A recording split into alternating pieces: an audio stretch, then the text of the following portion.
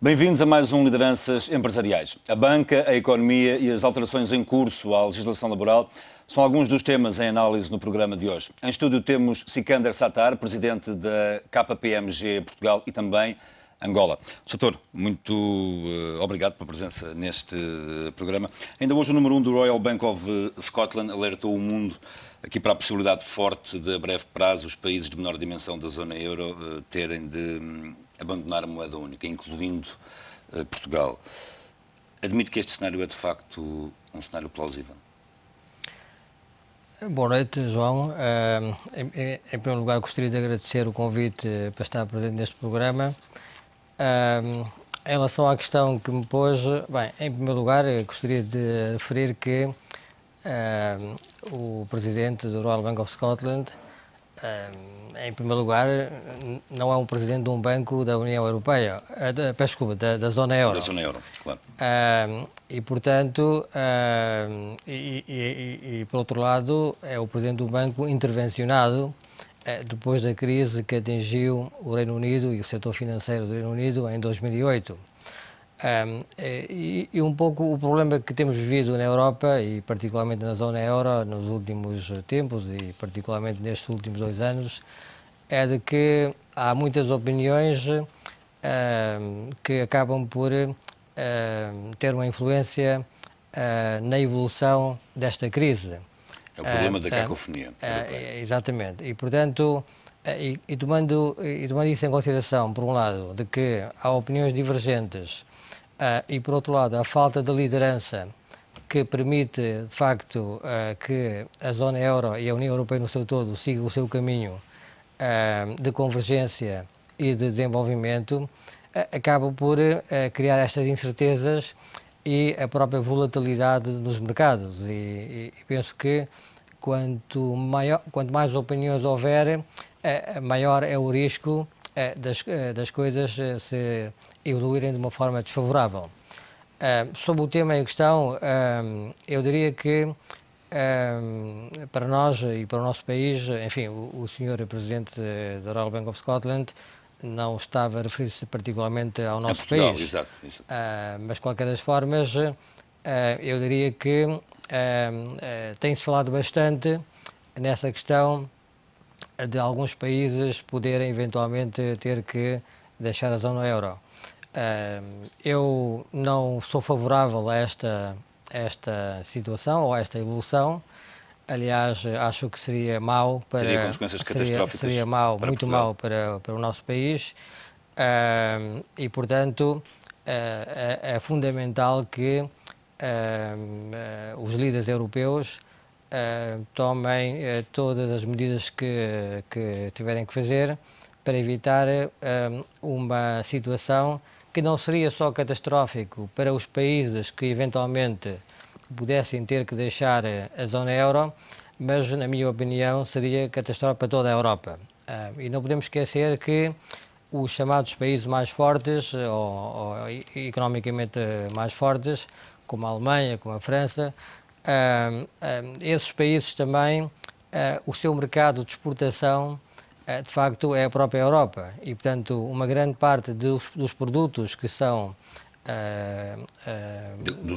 manufaturados nesses países são exportados para o resto da Europa. E, portanto, uma quebra de confiança na Europa e um desmantelamento de toda a zona euro teria consequências graves também nesses outros países. Nas exportações. Nas exportações. Em relação ao nosso país, eu diria que,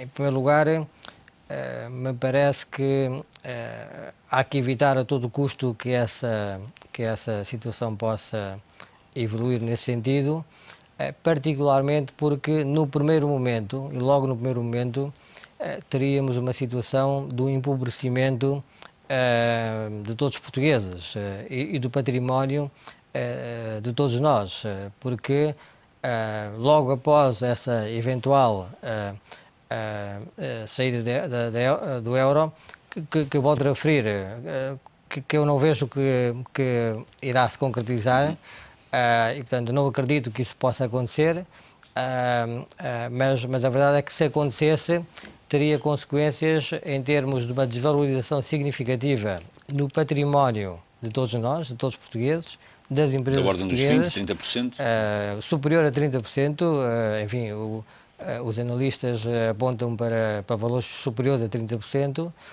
e, portanto, isso em termos do próprio desenvolvimento da nossa economia e do poder de compra dos portugueses, teria uma consequência bastante grave. Devo salientar que há quem defenda, ou há quem tenha feito essa referência de que uma das razões pela qual nós não temos conseguido criar as condições para ultrapassarmos esta crise é, efetivamente, a nossa incapacidade de podermos utilizar um instrumento cambial para sermos mais competitivos.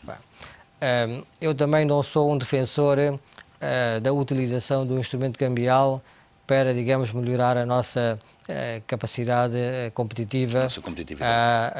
E digo isto porquê? Porque normalmente, e na história, enfim, para quem estudou a economia, sabe que essas situações ou esses instrumentos servem efetivamente para podermos ser mais competitivos num período curto.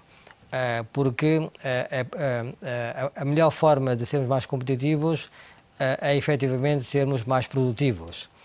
Sermos mais produtivos, sermos capazes de ter mais inovação, sermos capazes de adaptar a nossa indústria e os serviços de forma que efetivamente possamos competir pela nossa qualidade, pela nossa inovação, pela evolução tecnológica e não por um custo mais baixo.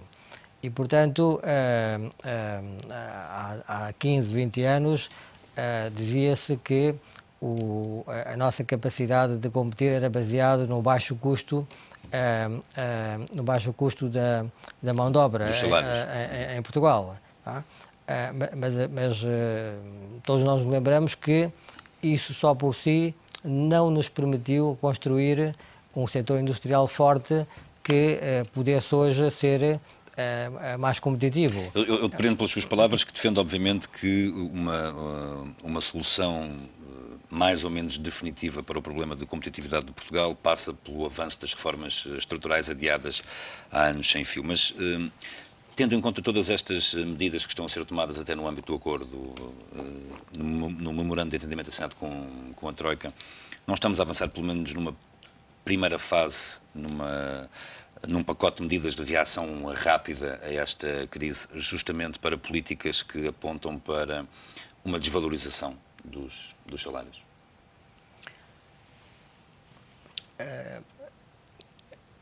A desvalorização dos salários não deve ser um tema que deve ser considerado algo que não se deve discutir.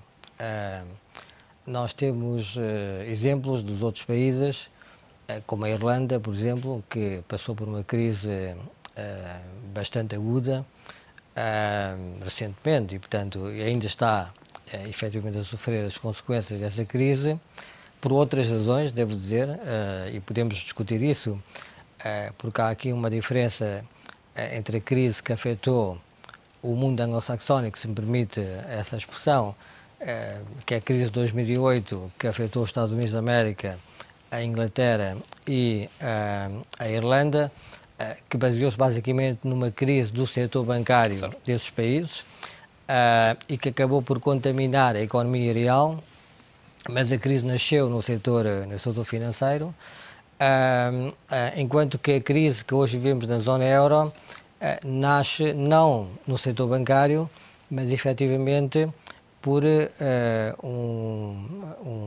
um déficit público muito significativo e que acabou por criar um problema de liquidez e um problema que acabou por também, aí, inversamente, contaminar o setor financeiro. E a Irlanda, que entrou nesta crise antes de nós efetivamente estamos a sofrer as consequências disso, acabou por tomar medidas de austeridade muito fortes, uma das quais foi efetivamente tomar uma medida da redução dos salários, não só no setor público, como foi anunciado pelo nosso governo também, mas também no setor privado. Isso é uma demonstração de que nós temos que ter a capacidade de tomarmos medidas estruturais e flexíveis, e temos que ter a flexibilidade de podermos tomar decisões rápidas, objetivas e com uma determinação de podermos ser mais competitivos no mundo que é cada vez mais global e mais competitivo. Mas a ausência de rapidez, a inação dos líderes europeus, não é um motivo para esta crise? A lentidão europeia na resposta à crise? Eu devo dizer que, a título pessoal, e mesmo como presidente de uma firma internacional representada em Portugal, países, não é? Eu sinto que realmente a liderança europeia tem deixado mal todos os europeus. E no mundo em que... Há um déficit de liderança europeia neste momento? Nós, quando compararmos a atual liderança europeia com aquilo que tivemos no tempo do chanceler Helmut Kohl ou o presidente François Mitterrand, a própria senhora Margaret Thatcher, embora não sendo muito pró-europeia, mas qualquer das formas, em termos da defesa do Reino Unido, tomou medidas estruturais significativas para mudar para transformar toda a economia do Reino Unido nessa altura. E, portanto, hoje estamos a sofrer as consequências de tomarmos decisões passo a passo e muitas vezes em contradição com nós próprios. Isto é, dizemos uma coisa hoje, depois há um ministro que diz uma coisa diferente no dia seguinte, e não estou-me a referir ao nosso país, como é evidente. Estou-me a referir à questão europeia no seu todo.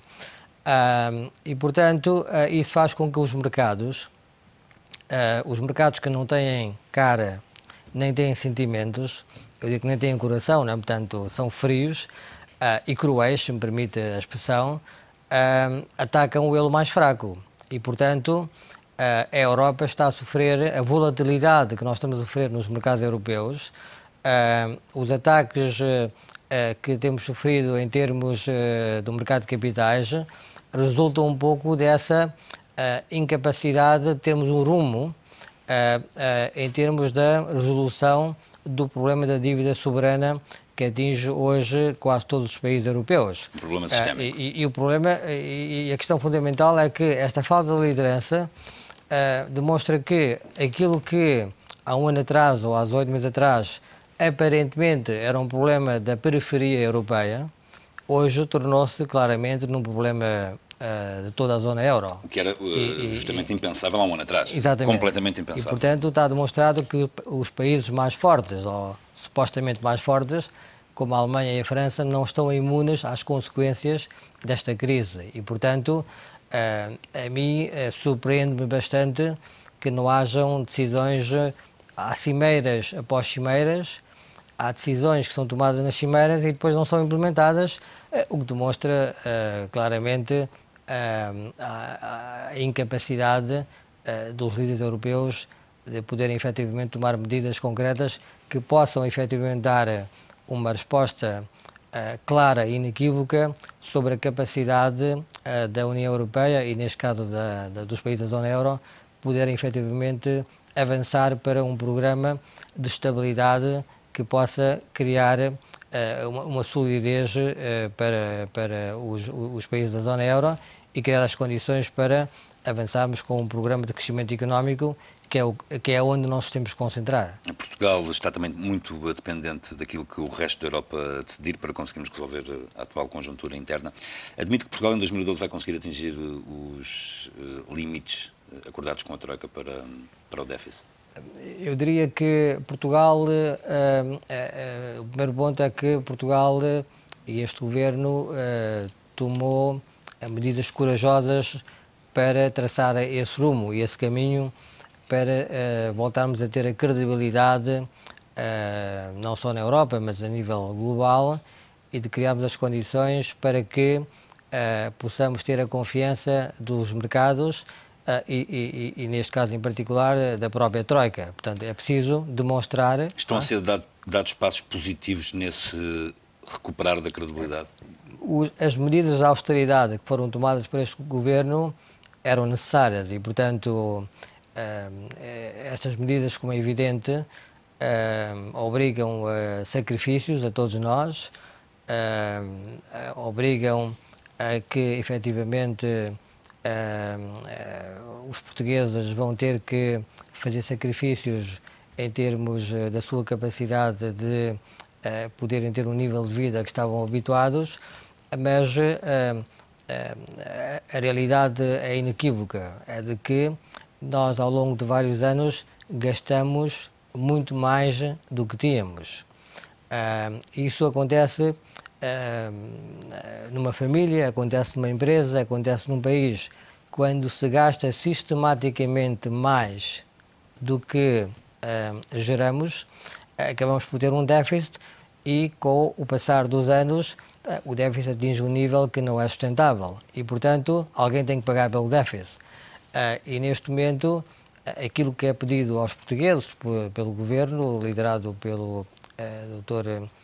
Pedro Passos Coelho, é efetivamente de que o que estamos a fazer é criarmos as condições para resolver os problemas que tivemos e, portanto, não é possível ultrapassar esses problemas sem que hajam sacrifícios. E, portanto, na minha opinião, estão a ser tomadas medidas para efetivamente podermos cumprir com o programa da Troika, e aí é importante salientar que há um ponto importante de que, na medida em que este programa foi ainda negociado no tempo do anterior governo, em princípio terá o apoio, ou um consenso pelo menos, nas medidas que estão a ser tomadas, de cerca de 80% da representação na Assembleia Geral e, portanto, na Assembleia da República. E, portanto, parece-me a mim que podemos ter um consenso para que as medidas sejam tomadas e possamos, efetivamente, cumprir com as nossas obrigações em relação ao programa que está estabelecido. E, pelo menos até agora, esse consenso ainda não foi quebrado. Começámos este programa a falar sobre a banca. Esta semana foi também marcada pelo resultado da auditoria efetuada pelos técnicos da Troika à carteira de crédito da Banca Nacional.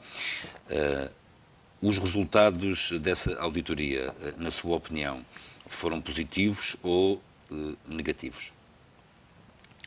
A auditoria detectou necessidades de recapitalização da ordem dos 800 milhões, entretanto os bancos, por iniciativa própria, conseguiram já fazer um reforço de capital. Estamos neste momento a precisar de 400 milhões adicionais. Os resultados dessa auditoria demonstram que, efetivamente, o setor bancário português é um setor robusto, ao contrário daquilo que muitos diziam e que faziam crer. Efetivamente, esta auditoria independente demonstrou que há uma variação de cerca de 0,3% em relação ao valor do crédito total nas imparidades que foram propostas por esta auditoria. O que demonstra muitas coisas. Uma delas é que, apesar dos valores envolvidos, estamos a falar também de valores residuais. Não é? São valores residuais, particularmente, João, se me permite, quando estamos a falar de questões que são subjetivas. Não é? Portanto, quando se determinam imparidades, e se me permite só elaborar um pouco nessa matéria, estamos a fazer um julgamento e uma avaliação da capacidade de um cliente poder pagar a sua dívida ao banco. E, naturalmente, que nesse sentido são considerados o valor do crédito, o valor dos colaterais, nomeadamente as garantias, e a própria valorização dessas garantias.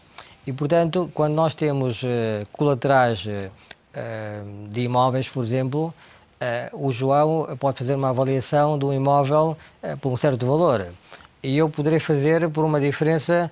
Se o João fizer por 500, eu posso dizer que vale 450 ou 550. E, portanto, a mesma coisa acontece com os valores mobiliários, numa ação que é dada como colateral para um crédito. E, como sabe, os valores mobiliários alteram-se minuto a minuto, hora a hora, dia a dia. A volatilidade intrínseca, não é? Isso, se me permite, enfim, eu tenho aqui alguns dados que demonstram que, por exemplo, o PSI 20 desvalorizou-se 30% desde 30 de junho. Os bancos europeus, e nomeadamente, já que falamos do presidente do Royal Bank of Scotland, o RBS teve uma desvalorização de 48% desde 30 de junho. O Barclays, o BBVA, o Santander perderam cerca de 30% em média. E, portanto, naturalmente que quando se faz uma auditoria, é considerado o valor do colateral. E, portanto, uma variação de 0,3% ou cerca de 500 a 800 milhões de euros no total da carteira de crédito dos 8 maiores bancos portugueses, estamos a falar aqui, na minha opinião, de algo que está dentro do intervalo da subjetividade. Claro. Tá? Ou seja, é uma prova inequívoca da resiliência da banca portuguesa. Inequivocamente, particularmente se considerarmos que o mesmo exercício foi efetuado na Irlanda recentemente. Para além dos 35 mil milhões de euros que foram injetados nos 5 maiores bancos irlandeses em 2009, no estudo, na segunda revisão que foi feita agora recentemente e que terminou em março de 2011, pela Troika também, o ajustamento, João, para os 5 maiores bancos irlandeses foi de 24 mil milhões de euros. 24 mil milhões de euros. E, portanto, eu diria que esse estudo demonstrou a robustez e o rigor com que os bancos portugueses têm efetivamente tomado as decisões sobre a forma e os modelos de imparidade que têm implementado na banca em termos da cobertura dos riscos e particularmente neste caso do risco de crédito. Os resultados desta auditoria às carteiras de crédito, que antes de serem divulgados especulou-se muito sobre uma possível etacombe que esses resultados iriam originar. Há aqui também a quebra de um mito urbano, se é que eu posso utilizar esta expressão relacionada com a banca, é que não houve, aparentemente por estes resultados, qualquer tipo de favorecimento por parte da banca para os empresários portugueses, porque se tivesse existido, os resultados teriam sido seguramente outros, não é? Bem, estamos a entrar numa matéria que eu acho que nem sequer vale a pena fazer qualquer comentário, porque quem faz esses comentários é porque não conhece a forma como os bancos atuam e o rigor com que os bancos gerem as suas carteiras e toda a gestão do risco que é feita. E, portanto, sinceramente, nem devo comentar porque são coisas que não têm qualquer cabimento. Não vale a pena perdermos tempo com isso, na sua opinião. Resumindo e concluindo aqui em relação a esta questão da banca, este resultado, para além dos resultados aos outros 2 testes de stress pelos quais a banca portuguesa já passou, demonstram que na atual conjuntura, independentemente de todas as fragilidades conhecidas, a banca portuguesa é saudável, de certa forma.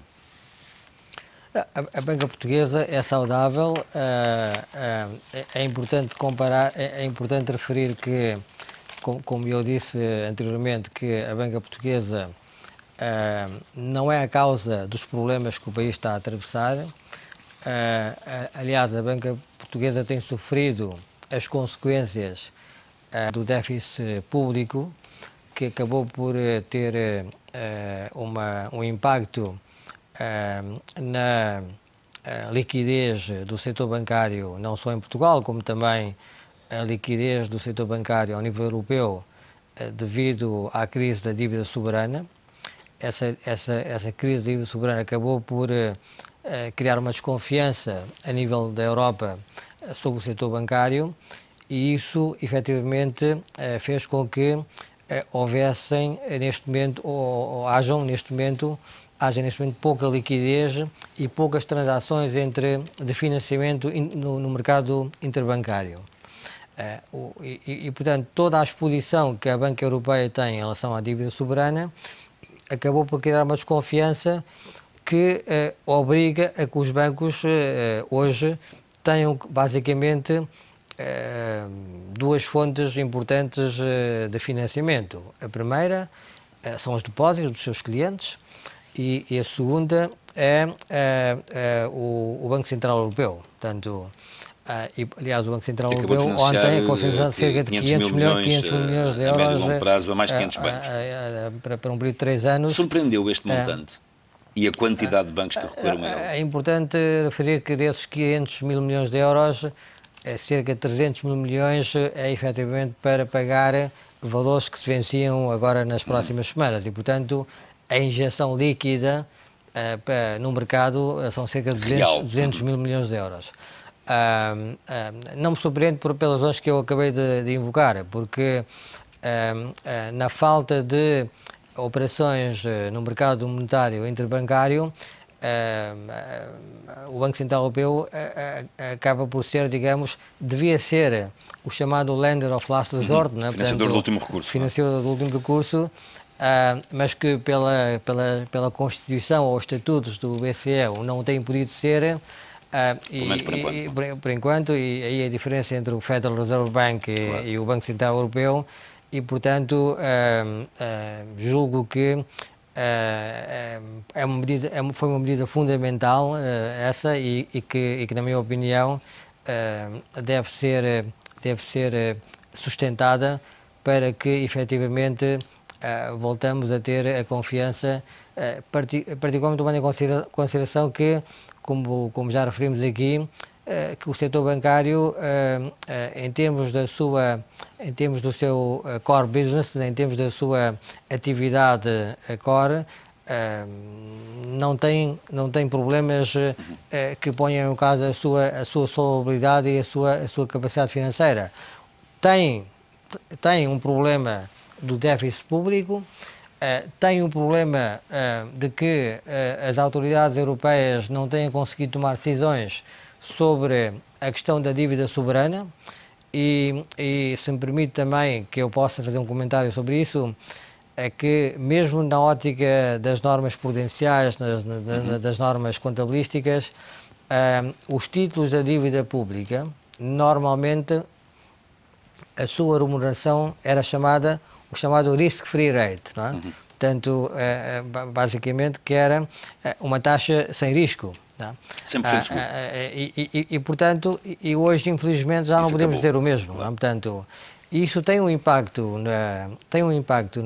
no setor bancário, porque o setor bancário vive à base de conceder créditos, por um lado, e financiar através do mercado interbancário, dos depósitos, portanto, é a forma que os bancos funcionam. E quando se cria uma desconfiança e o mercado deixam de fazer empréstimos uns aos outros, há uma entropia brutal em todo o sistema. Ora bem, e essa que é a consequência, e daí o recente estudo da EBA que determinou que a Banca Europeia vai precisar de cerca de 115 mil milhões de euros de capitalização até 30 de junho do próximo ano. Doutor, proponho-lhe que façamos uma breve pausa nesta conversa. Fazemos agora um breve intervalo neste Lideranças Empresariais. Estamos à conversa com Sikander Sattar, presidente da KPMG Portugal e Angola. A seguir a um breve intervalo, vamos olhar para as atuais alterações legislativas que o Governo pretende implementar em matéria de legislação laboral. Até já.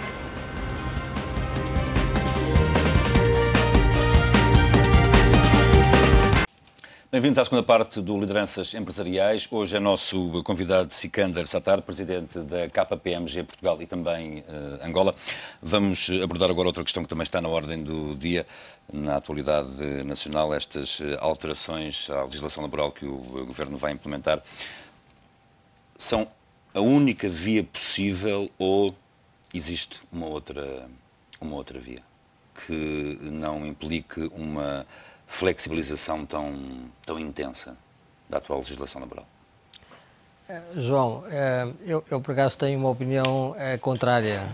Acha que há flexibilização a menos? Não, acho que devíamos ir mais longe, se me permite, porque efetivamente, como falávamos há pouco, é fundamental que nós possamos ter uma economia mais competitiva. Isso só é possível quando criarmos as condições para incentivar aqueles que produzem mais. Portanto, todo o conceito da gestão empresarial tem que ser baseada no conceito da meritocracia. Eu posso dar o exemplo, se me permite, da KPMG. Nós, que estamos representados em cerca de 140 países, mas considerando os cerca de 50 países europeus... Com milhares de trabalhadores em todo o mundo. Portugal, e a KPMG em Portugal, que tem 720 colaboradores, nós temos uma produtividade entre os 10 melhores países da KPMG na Europa. Tá? E somos uma empresa portuguesa porque nós somos todos portugueses. São uma empresa portuguesa, mas com uma filosofia de uma empresa internacional. Muito bem. Que faz toda a diferença. Mas, de qualquer das formas, o que demonstra que nós, os portugueses, somos capazes de sermos produtivos e somos capazes de sermos competitivos. Mas sobre isso não há a mínima dúvida. Aliás, os trabalhadores portugueses que imigram têm os dos índices de produtividade mais elevados quando integrados, se calhar, em gestões empresariais com outra filosofia, não é? E por isso é que eu defendo que a base tem que ser a meritocracia. E, portanto, mas acha que culturalmente Portugal já está nesse ponto? Não está, infelizmente. Mas eu julgo que é fundamental que as medidas que foram propostas pela Troika, que o nosso governo efetivamente as possa implementar na sua plenitude, porque a flexibilidade que é necessária, eu não ignoro e não vou deixar de defender que nós vivemos num continente baseado na social-democracia, no seu conceito mais lato. Claro. E, portanto, naturalmente que temos que proteger as pessoas mais carentes, temos que proteger os trabalhadores que necessitam de maior apoio, não é isso que está em causa, não é? E por isso é que eu defendo que nós devíamos ter um programa que posso fazer uma proposta que é minha, que não foi discutida com nenhum governo nem com ninguém, mas é algo que eu defendo por convicção. É que nós podíamos ter uma regra que até aos 30 anos devíamos flexibilizar por completo o mercado laboral. Porquê? Porque se os jovens e os mais novos não tiverem capacidade de adaptação no mundo global que vivemos hoje, e de mobilidade, no mundo competitivo que vivemos hoje, então têm que fazer algo mais, têm que estudar, têm que se adaptar a um novo setor e têm que criar as condições para poderem ter sucesso. E, portanto, após os 30? Entre os 30 e os 45, eu estou agora, obviamente, a pensar em voz alta. Eu, ao contrário daquilo que tem-se discutido muito, para mim a questão fundamental não é a questão das compensações e das indemnizações. Eu acho que as compensações e as indemnizações têm que ser pagas porque lá estamos, nós vivemos num país democrático, vivemos num país em que há direitos adquiridos e, portanto, isso tem que ser salvaguardado na minha opinião. E, portanto, pagar-se um mês por cada ano de serviço prestado ou um mês e meio, isso não é a causa, nem é o problema. Mas agora vamos passar a pagar 8 a 12 e, portanto, não é uma solução que eu defendo, sinceramente. Eu prefiro que o Governo possa legislar de que há uma maior liberdade para o despedimento em relação àquelas pessoas que não produzem e que não têm uma produtividade de acordo com os objetivos dos critérios que estão estabelecidos, e dar essa liberdade. E até posso admitir, para a defesa para que não hajam abusos também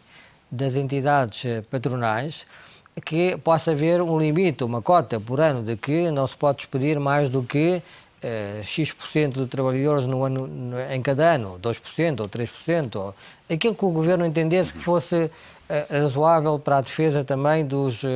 e, obviamente, numa negociação com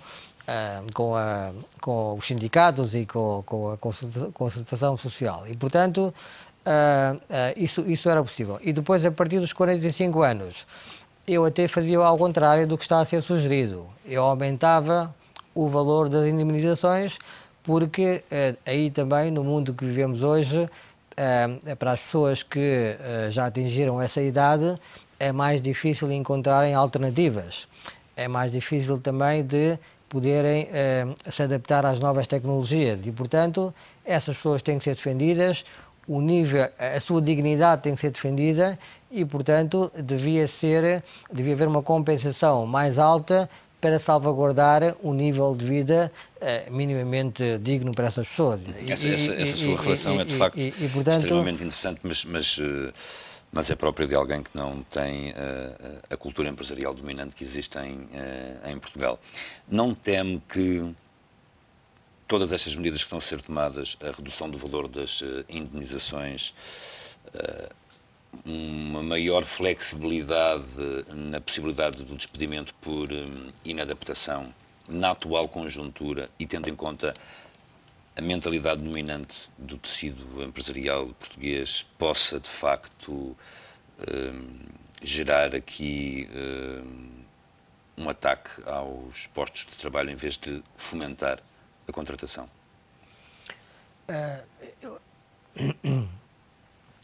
Se me permite só terminar o que eu estava a dizer, eu diria que se houvesse a coragem política para fazer aquilo tomar as decisões que eu estava a sugerir, nós iríamos aumentar emprego. Eu votava em si. Infelizmente, os sindicatos ainda não entenderam isso. Que o que eu estou a sugerir são políticas para aumentar o emprego. Porque nós queremos incentivar a produtividade e, através disso, aumentar o emprego. A KPMG contratou em Portugal, este ano, 100 recém-licenciados e mais 30 pessoas com experiência. Portanto, contratou 130 pessoas. E vai continuar a fazê-lo, mas com base nesses critérios que eu acabei de referir. Agora, sobre a questão, sobre a pergunta que me fez, o que eu diria é o seguinte: infelizmente, a legislação que está a ser discutida, na minha opinião, vai criar uma confusão ainda maior, porque, no fim, vai criar mais litígios, mais contencioso, e os tribunais vão ter muita dificuldade, porque estamos a falar de questões subjetivas, não é? A adaptação, a inadaptação, se cumpriu com os objetivos, se não cumpriu. E se não cumpriu, o porquê de não ter cumprido. Exatamente, não? E portanto, nesse sentido, eu diria que eu prefiro ter critérios mais objetivos, maior flexibilidade, e volto a repetir, a garantia da salvaguarda dos interesses dos trabalhadores, por um lado, e por outro lado até uma imposição de cotas e limites para que não hajam os tais abusos que... Eu não discordo daquilo que o João disse, de que neste momento a proposta que eu estou a fazer é difícil de ser implementada, mas eu já disse em outras ocasiões em que tive contacto com ministros e secretários de Estado de outros governos, de que é preciso coragem política para eu voltei a reafirmar aquilo que lhe disse há pouco, com o maior das sinceridades. Eu garanto-lhe que votaria em si, caso essa proposta fosse avante. Estamos aqui nos minutos finais do programa. Ainda há aqui um tema que eu gostaria de abordar consigo, também de certa forma relacionado, e acima de tudo relacionado com esta crise mundial que estamos a enfrentar. É necessário fazer algo no capítulo da regulação para evitar que crises como esta, especialmente a do subprime, possam ocorrer no futuro? O que eu penso é que não é uma questão de mais regulação, é uma questão de uma regulação mais efetiva. E aquilo que aconteceu nos Estados Unidos nasceu de situações em que, efetivamente, particularmente na banca de investimento, praticamente não havia uma regulação. Portanto, todo o crescimento do crédito e da sua securitização e da venda desses créditos acabou por contaminar todo o sistema financeiro americano. E, portanto, nesse sentido, tornou-se quase que inevitável, por exemplo, uma separação entre a banca de investimento e a banca comercial, ou a banca de retalho. Por outro lado, também dentro da própria banca de investimento, a banca de investimento devia ser um serviço que é prestado aos clientes. E os bancos de investimento, quando começam a entrar em proprietary trading, portanto, em negociações para si própria e ao mesmo tempo estão a aconselhar os clientes, julgo que há aqui algum conflito de interesses que deve ser evitado. E, portanto, essa regulação tornou-se necessária, efetivamente, para que fique claro exatamente como é que, como é que os bancos podem atuar e em que áreas é que podem atuar e como é que devem ser segregadas essas áreas para evitar os conflitos de interesse. Até tendo em conta as funções que desempenha, o papel das empresas de auditoria, propriamente dito, pode ser extremamente relevante na prevenção de crises dessa natureza? Eu diria que para além da regulação ou em concomitância, não é? As empresas de auditoria, enfim, são, no fim, as empresas que, na minha opinião, salvaguardam o rigor e a transparência da informação que é divulgada no mercado de capitais e no mercado financeiro em geral. Obviamente que não é feito só por nós, é feito em conjunto com os reguladores, é feito em conjunto com as empresas e com as suas gestoras e, portanto, nós temos um papel importante a desempenhar, mas sempre de uma forma consistente e em diálogo com as entidades reguladoras e, naturalmente, também com os órgãos de fiscalização que existem nas próprias empresas e nesse caso, os órgãos de fiscalização cada vez mais têm um papel fundamental de trabalharem diretamente com os auditores para que, efetivamente, em conjunto, possamos fazer o papel que refiro novamente, que é fundamental para dar a confiança ao mercado de capitais que, efetivamente, toda a informação que é reportada é fidedigna e com qualidade e com rigor, de forma a garantir a sustentabilidade do mercado de capitais para o futuro. Sr. nós temos um minuto para o fim do programa.